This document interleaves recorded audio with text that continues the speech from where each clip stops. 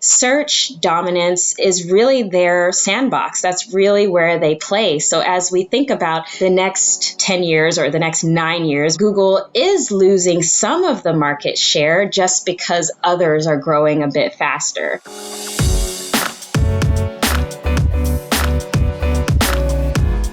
Hey gang, it's Tuesday, June 1st. Monica, Shelleen, Cindy, Oscar, and listeners, welcome to the Behind the Numbers Daily, an eMarketer podcast made possible by VTEX. I'm Marcus, and today I'm joined by so many people. We have a bunch of forecasting folks with us. Let's go through them.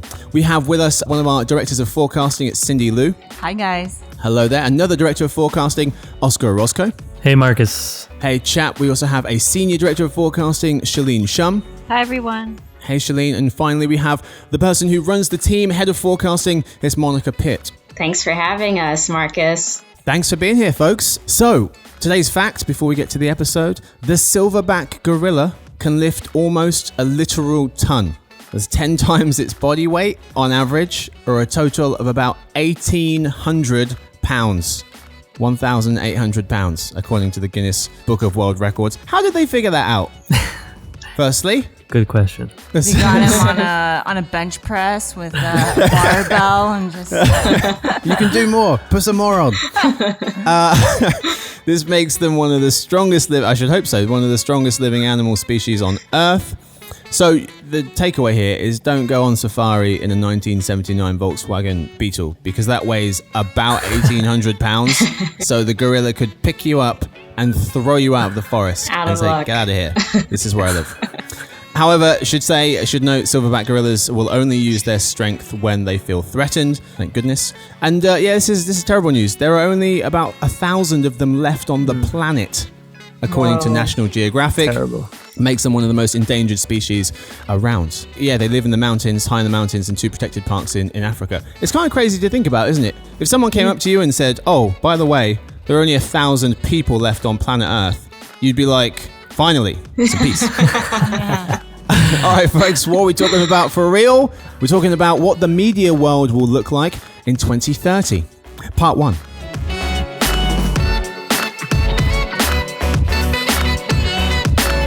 So, what will the world look like in 2030? Andrew S. Winston of the MIT Sloan Management Review thinks that a few things. 1, there will be about 1 billion more people in the world. Great. India will overtake China as the most populated country on Earth. Nigeria will overtake the US as the 3rd most populated country in the world. There will be over 1 billion people who are over the age of 65, since we'll be living a little bit longer. Half of the global new cars will be electric, says UBS, and we might even be ready to move humans towards Mars, thinks Ellen Stefan, former chief scientist at NASA. But what will the world of media look like in 2030? Well, who better to ask than a group of forecasters? So I asked our forecasting team what they thought.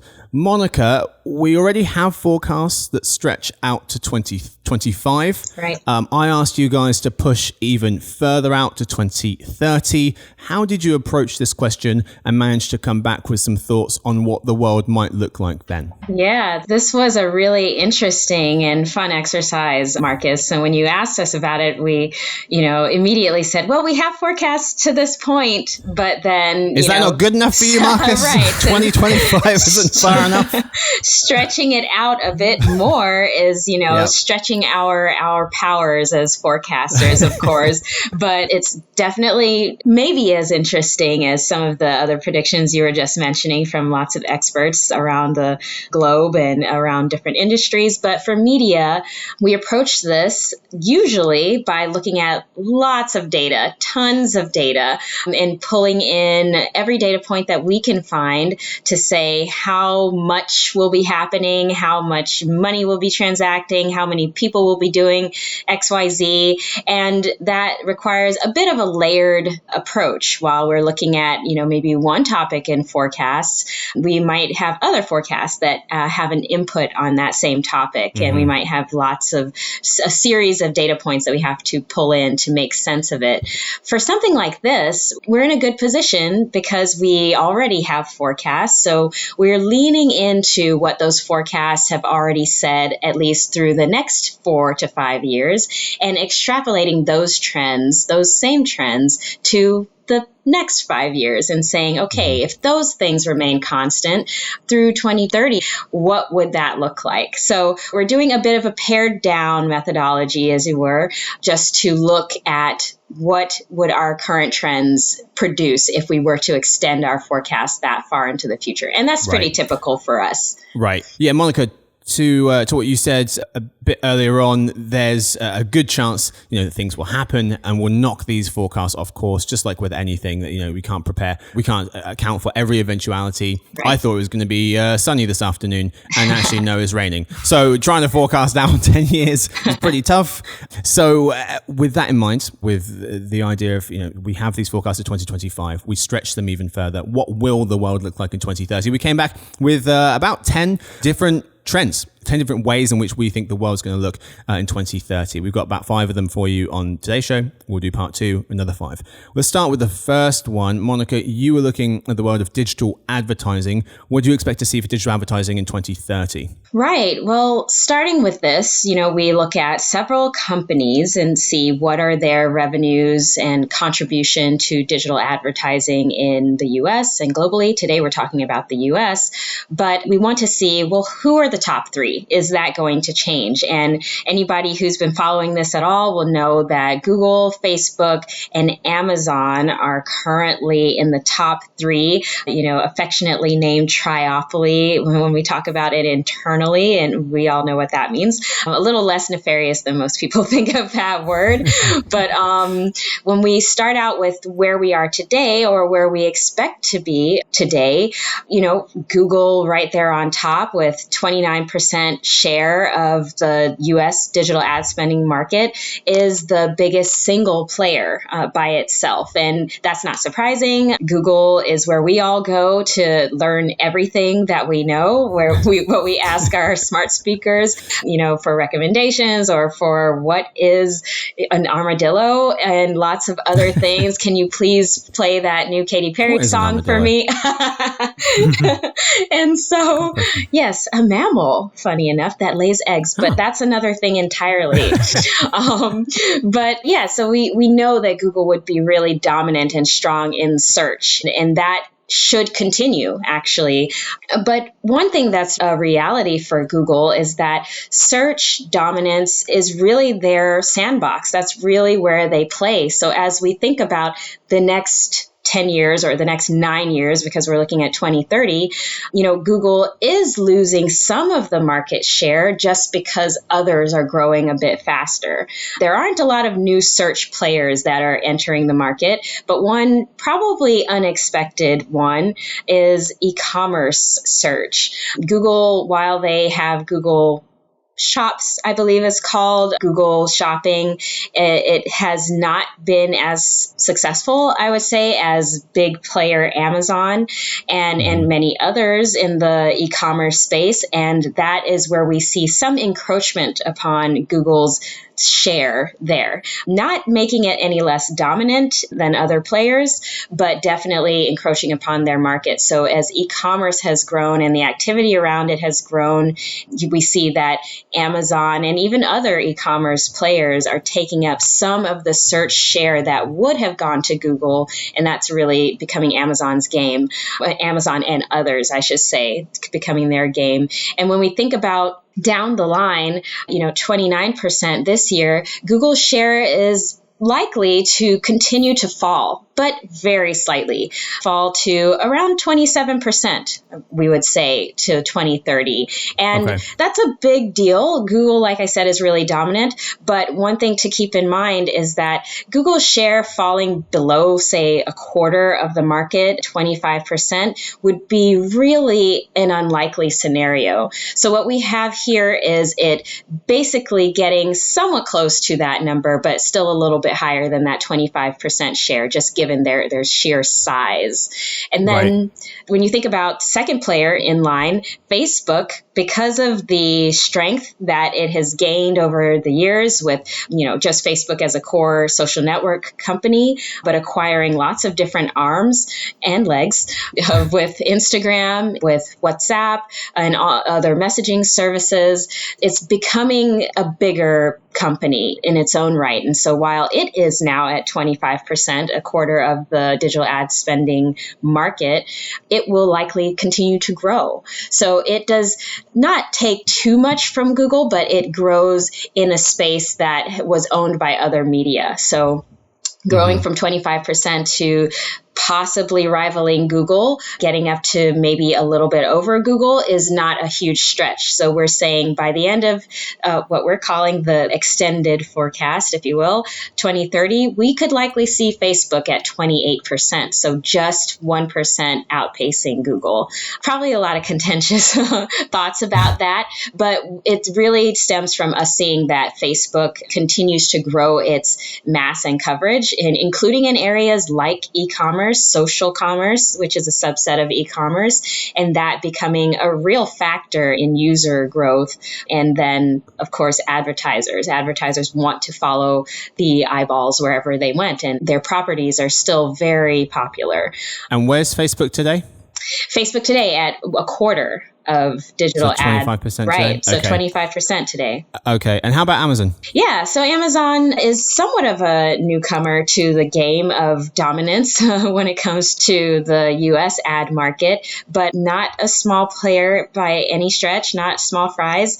When we look at where they are today, they take up around 11% of the digital ad spending market. That will grow another 5 percentage points or so by 2030. And that's at a very rapid clip. Right now, our forecast continues through 2023. So that's actually where our forecast drops off. And then from there, we expect it to slow somewhat as it becomes very dominant in the space, but still continue to grow share as it marches into areas like pharmaceuticals and starts to play in other categories within e-commerce that maybe weren't as dominant before. So we do expect it to continue to grow share. And one thing I will say about the top three is altogether, they are reaching 65% of the market, but they'll still grow together. Even with Google losing some small share by the end, they'll still all grow together to reach 71% of the market, given our current trends today. Okay, so in 2030, the top three digital ad players will own 71% of the market. Today it's 65. We think 2030 it will be 71%. We think Google will tick down a few points. Facebook will tick up a few points, threatening Google's first place. And then Amazon will gain 5 points and will be in a strong third position. Yeah, I mean, I think that's fascinating. Just the fact that the three are gaining share. I mean, based off of what Monica just explained. I mean, the real competition will come, and I think that'll be the case, 9 years from now, from e-commerce and from search. So is there a possibility that Walmart or Shopify might gain some share or eat into the top threes? I don't know. That was something that came to mind. Yeah, I think that's totally possible. E-commerce as a whole is going to rise all boats, so to speak. Walmart and others are actually gaining on this trend and will likely continue to be dominant in the e-commerce space. I'm going to be speaking with Eric Hagstrom actually about that exact question a bit later on this week, getting his take on who is that fourth player, who is going to be the fourth star that emerges, maybe not as far as 2030, but I'm going to ask him today and over the next couple of years, who can we expect to be the kind of fourth star in the digital ad space? Fascinating. Monica, thank you so much. Let's move on to our second trend, online shopping. Cindy, what did we discover online shopping is going to look like in 2030? Yeah, so we think that by 2030, that over 1/3 of all retail spending will be made online. And, that's really because of all the inroads that were finally made last year in grocery specifically, as people, have become more comfortable buying online. I think that these trends will just accelerate. And so we're predicting that in 10 years, about 25%, or I guess $1 in $4 spent on groceries will be made via online channels. And, to think of it another way, that's kind of similar to saying that 1 out of every 4 grocery trips that you make a month would be made online. And so to me, that's not unreasonable to say, and to counter that, you might think that a third of retail spending could, we might be underestimating. It might sound a little low, but we also have to take into account the predominantly offline categories like auto and gas that we include in our retail numbers. And unless we start seeing, major disruption in the auto industry, we have sort of, over the last couple of years seen, with Carvana and Tesla. But unless that really starts to disrupt the market, e-commerce will likely still be capped at around 70% penetration levels. And that's because auto and gas account for about 30% of retail. Can gas ever be sold online? No. Did you ever buy gas and have it delivered to your house? I guess if you have it delivered. Never say never. Never say never. I'm not saying storing large stockpiles of gasoline at your house is a good idea, but could you not envision a world where you click buy and they show up and you can just, as opposed to having to go to find a gas station every time you get home, you just tip, similar to how you put gas in a lawnmower. Right, but I feel like gas is this product that is really based on supply and demand. Right. There must be supply. And, we've seen over the last month or two with the gas shortage scare, people were going to gas stations and hoarding their gas. Yeah, we probably shouldn't let people buy online. Yes, we probably shouldn't let people buy online. It's a terrible idea. So you said a third of retail spending being online. That's up from 14% today. Yes, right? Just 14%. And then I looked at, 10 years prior, so like 2010, and e-commerce was really, it was just a fraction. It was like less than 5% of total retail sales. So by 2030, and really the major categories that would be driving this are the strong holdouts, and that's mainly food and beverage and health, personal care, and beauty. By the end of the forecast, I have about a quarter of food and beverage spending being made online. Right. So they're the categories that still have room to even grow. Yes, there's still room. Okay. 10% of grocery online today, 25% we think will be online by 2030. Any other thoughts from anyone else on this prediction? I hope this means produce is going to be fresh everywhere, just everywhere. We can just count on that. Yeah, I mean, with curbside pickup and things like this, I think it was something maybe a couple of years ago we wouldn't have even thought of necessarily, and I think that does create a higher ceiling in a way. So, but I think that number is it makes sense from what Cindy just explained. Yeah, curbside is just this huge transformative activity that just, accelerated last year. And, a lot of retailers like Walmart, for example, I think in their last earnings, they had a really interesting quote about why I think they're sunsetting their automated lockers in store. And one of the reasons was they said consumers told us last year they want to pick up items in one place, and that one place is curbside. They want to do it outside. Mm-hmm. Yeah. Interesting. Yeah, I think this means that US actually will move up in rank to the 4th place out of all the markets in the world. I think it's going to, with the 33%, I think it moves up to 4th place, just behind China, UK, and South Korea. Fascinating. Right now it's at 6th. Wait, so that's the current ranking at the minute? China has the most amount of shopping online, then the UK, then South Korea? Yeah. So right now, US is in the 6th place, actually. So with this, it will go up to the 4th place. And I don't think it will ever catch up to China. China is going to surpass 50% by next year. So with 33% in 2030 for the US, it's still a long way more. And Shelleen, why is that? Why is China able to be so far ahead in terms of how people want to shop for things, but in terms of buying things online? Right. I think China was a very special case. I think it kind of leapfrogged the traditional ways of doing a lot of things. Payments, and it's online for a long time. That ease of paying for stuff online, it kind of leapfrogged the whole credit card thing. Mm-hmm. And I guess it's just that the platforms in China are so dominant. And they've also expanded so far into the rural areas, and they've also pioneered new ways of shopping, like, live streaming e-commerce is extremely hot there. So they're really the leaders in e-commerce right now. And I think the one other thing to point out too is that, the US is predominantly brick and mortar. And that, again, that goes back to this concept where the US has the most retail square footage per person in the world. Like retail shopping, brick and mortar shopping, malls, that's ingrained in our like culture. Yeah. I was just going to add, if brands or merchants are listening to this, I would say shoot for the stars. That 33% number could be higher. Thinking of higher. How China has transformed digital shopping. It better not be, Cindy. It better be exactly 34%. Yeah, exactly. Otherwise, we will come find you. Let's move on to our next trend, digital banking. Shelleen, what were you looking at in the world of digital banking with regards to 2030, what the world's going to look like? Well, yeah, in 2030, we expect that almost 85% of the population will access their bank account digitally at least once per month. And of those who bank online, 90% of them will do so via the mobile device.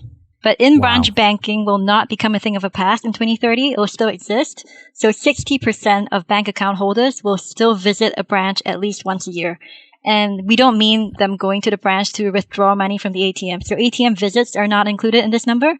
So people are actually going to the branch to do, real things like, I don't know, deposit cash or get a certified check, things like that. Okay. But what's interesting also is that, while people are still going to the branches to get things done, there's also a portion of people who are getting used to the idea that totally banking online and not ever seeing a service personnel in person is totally acceptable. So by 2030, over 1 in 4 people will have a bank account at a digital-only bank. And these are banks that do not operate physical branches. So everything is done via phone or internet. Okay. So 85% of people will bank online. So we're saying 15% of people won't bank online.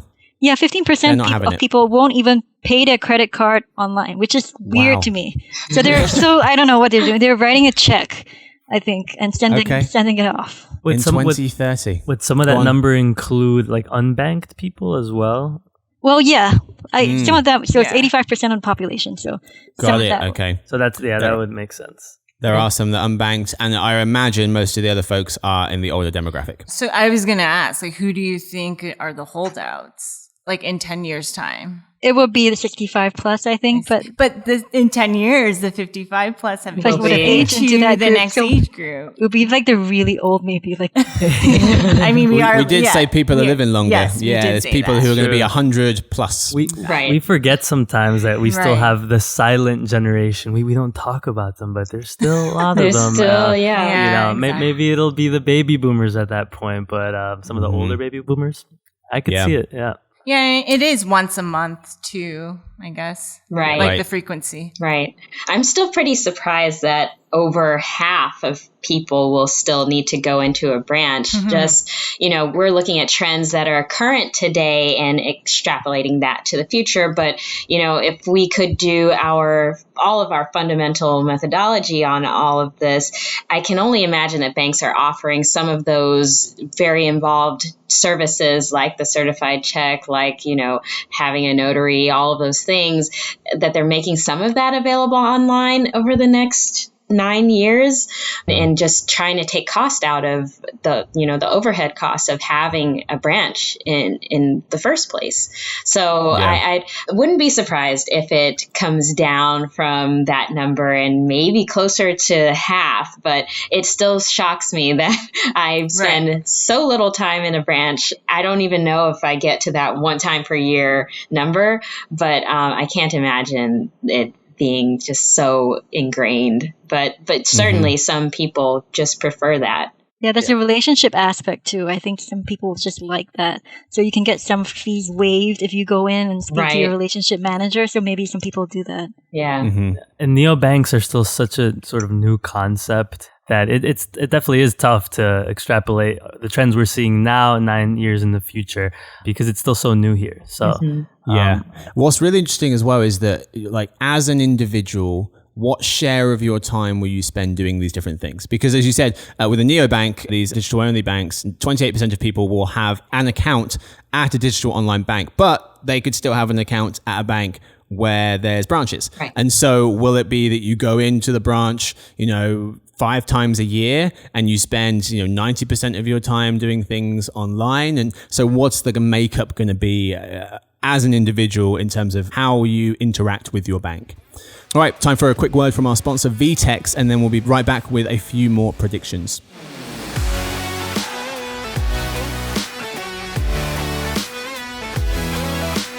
Retail's next competitive threat may come from a business model or channel that didn't even exist a few months ago.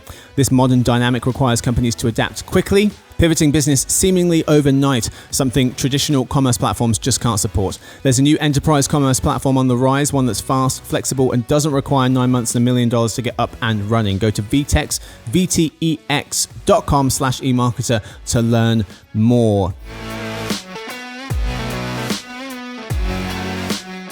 All right, folks, we are back talking about the world in 2030. We have a couple more predictions for you. We have one on time spent, how people are going to be spending their time in the media world. Oscar, you looked at this one for us. What have you got? What's the world going to look like time spent wise in 2030? Yes. So what we think is by 2030, about 75% of time spent with media will be spent online, 75%. So just to provide some context with where we are now, it's currently at 61%. So it'll go up to 75. It's a pretty nice increase there. The other side of the coin, just so our listeners will understand, is traditional time.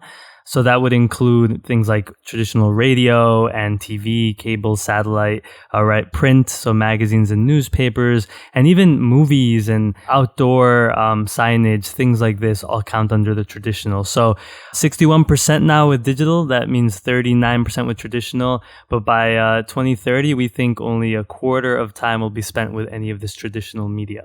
And when we say traditional, what's the majority? Is it TV? And will it be TV? It is TV. Right now, TV makes up about 63% of traditional time. So it's almost 2 and 3 minutes. Yeah. Okay. That's definitely the major part of the reason why traditional is falling. It comes from the TV side. So we predict that by 2030, it'll drop to about 56% of traditional time. So okay. It's so interesting to think about how some of these activities, like reading a newspaper, transformed from the physical paper to the online paper, and what that does to time spent. I saw a number today saying something like people spend about 2 or 3 minutes on a publisher's site reading their news. Now, 2 or 3 minutes, you bought a paper, no one's really spending 2 or 3 minutes with it. With a paper, you would spend a good chunk of time with it. So even though it's moved online, and yes, people are still reading it in a different place, the way that they interact with it has changed so much. Exactly. With digital, things just happen quicker in some ways. Like you just said, that's a great example. Even with radio time as well, if people are looking for more localized news, they might be able to get it in a quicker way online. Yeah. But it's very interesting. I mean, what we're seeing and what we expect is everyone's just, internet is everywhere, Internet of Things, people accessing their calendars, work, all of their, content platforms, whether it's audio, social, video, not just in mobile, but I think on other devices, other kind of connected devices. So that'll be big. Even gaming with the Gen Z generation, just so big on gaming. I think time with gaming will increase as well.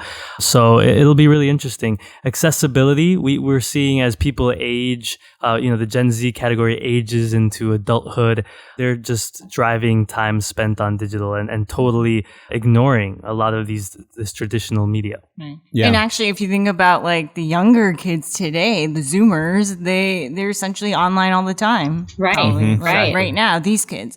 But yeah, when I saw these numbers, 75%, I was like, oh no, that's crazy. But I mean, I was like looking internally and I'm like, okay, I have to think about the way I spend my media time. And I'm like, I looked at my iPhone and I checked my screen time and my daily. No. I know everyone needs to pull out there. No. Actually, I'm not.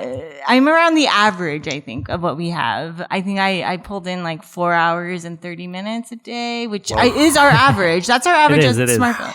Yeah. But when it's such a great point, Cindy, because when you think about it, the newspaper is only so big. The magazine is only so big. You can't add 10 more pages to it and expect someone's going to read it. But the internet is just endless rabbit holes to get sucked into. And I do it all the time. I'll start out reading one article and 30 minutes later, I'm into something else and then watching something else. And it just balloons over time. And, what you have in physical media, it's just what it is. It cannot be printed again. So I think you see, even though you would spend that obligatory, Sunday afternoon with the newspaper, or some would, not maybe our demographics, but others would, that's 1 hour that it's never going to be a 4-hour activity. So, and then the funny thing about our numbers too is we account for simultaneous time too, right? So it's it's almost like time spent is endless because you could be doing so many different things at once. Yeah. Right. But by simultaneous, you mean if you're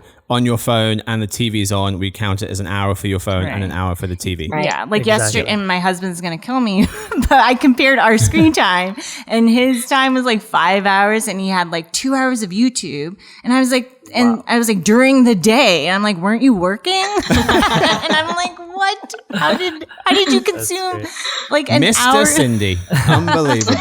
And I was going to say, the millennial generation, hey, we could multitask, do 2 things at once, but with Gen Z, we're seeing 3 things and 4 things at once. It's just going to add to the time. Yeah. But on the topic of, like I mentioned, it is the real increase comes from video time supplanting kind of the traditional TV time. And I think that's really, while it's coming in all forms of media, that's really what's truly shifting that time.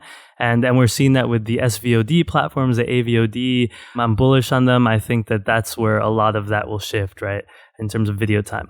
Right. So really quickly, before we move to our last trend, what is behind that 75% digital, 25% traditional? Because do we think it is, people are just going to watch less TV, they're going to read less newspapers, they're going to listen to the radio less, that's just going to go down, and really the digital time doesn't have any more room to go up? Or do you think, no, actually social media's ceiling has not been reached yet, people will still continue to spend more time watching digital video? What do you think is the main kind of driver of this tipping of the scales further in favor of digital? Yeah, I mean, it's a great question. It's a loaded one. I think it comes both from, people spending less time with traditional media, but also less users of this media. And then, as I mentioned, it comes from all sorts of media shifting to digital. So it's the print, it's the radio to digital audio, but it's definitely the video portion. And a lot of that can come on social. It can be the YouTube, but definitely, we're seeing with connected TV and SVOD, so subscription platforms, ad supported video platforms, and people just shifting away from paid TV and these costly subscriptions that are not flexible to these more flexible options. We're seeing more bundling. And I think while prices in 9 years will definitely increase, there'll still be a huge gap with that cable subscription price. Okay. Because total time, what are we at now? Total media time per person, 12 hours? 13 hours? I believe it's 13, a little 13 over 13 hours. Okay. Yeah. And there's some overlap there as well. It's worth keeping in mind. But yeah, with that total time, there's going to be, traditional coming down, which allows digital to go up. But within digital, there's going to be certain players, there's certain channels which are going to benefit more over the next 10 years. But talking about just, a comment on total time, it is kind of a complete shift, right? So what we're saying in 2021, we spend about 8 hours a day on digital. That'll jump to a little over 9.5 hours by 2030. But traditional drops from about 5 hours and 13 minutes to 3 hours and 41. So it is kind of 1 for 1. Yeah. Right. Interesting.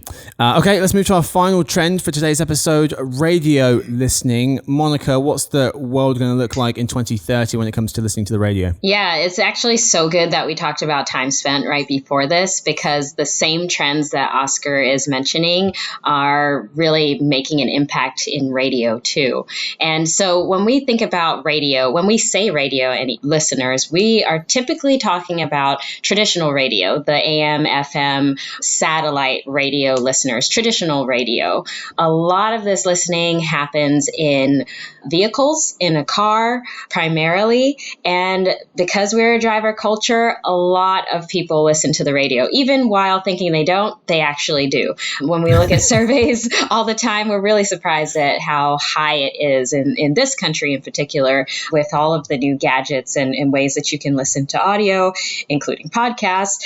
Radio is still very dominant, right? And so even though today 84% of the population listens to radio at least once a month, that number is sliding a little bit because of the trends that Oscar mentioned, and certainly because of the growth of digital audio like podcasts, like what we are on today.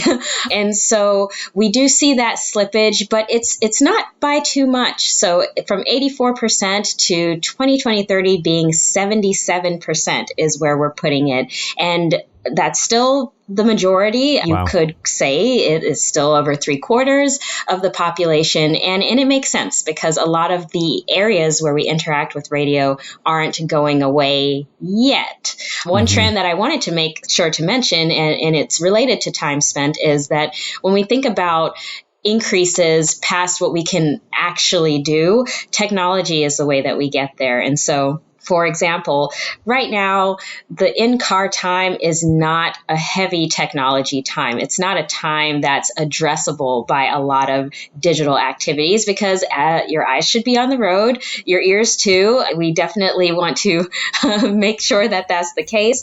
But as electric vehicles, and I think this was mentioned earlier, electric vehicles like the Teslas of the world, but certainly others that will have digital media embedded in the car and interactivity that's embedded in the car will, almost get us to a new technology curve. So we could potentially spend even more than 13 hours with digital because a part of the time that was neither traditional nor digital has now become available for digital media. So especially if the car is self-driving, I mean, can you imagine?